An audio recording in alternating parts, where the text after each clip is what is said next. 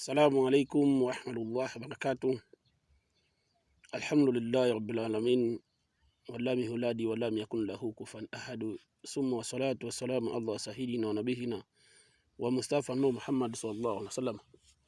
Ndugu zangu, kama sijakosea, jana nilitoa faida ya mti huu unaitwa umuhenya. Huu mti ni dawa ya vidonda vya tumbo. Kwa wale wote wanaosumbuliwa na vidonda vya tumbo, au katika lugha nyingine nchi za wenzetu wanaita istoma, vidonda vya tumbo.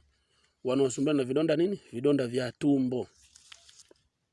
Vidonda vya tumbo ni maradhi, na vidonda vya tumbo vinaua. Vidonda vya tumbo vinaua. Hii hapa ni mti huu wa dawa vidonda vya tumbo, unaitwa umuhenya. Sasa ukitaka matumizi yake huu mti ili utumie upone vile vidonda vya tumbo vinaokusumbua kwa muda mrefu sana, inatakiwa unakuja kwenye huu mti, unabandua ganda kama hili hapa, kama hili mfano. Unapobandua hili ganda, hili tunaliona hapa, baadaye unaweka mdomoni, unaanza kutafuna hili ganda. Huu mti una ukakasi, tena huu mti ni mchungu. Una ukakasi, tena huu mti ni mchungu kweli.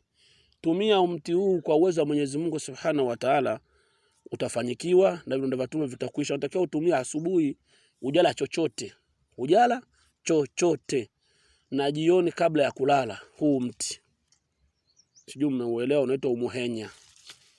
Kwa uwezo wa Mwenyezi Mungu utapona, kwa uwezo wa Allah Subhanahu wa Ta'ala utapona, ila kikubwa tu uwe na imani.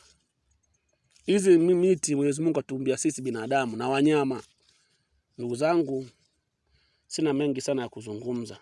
Ambaye atahitaji kuhusu kupata huu mti atanipigia kwenye namba ifuatayo: 0702891933 au 0678891933.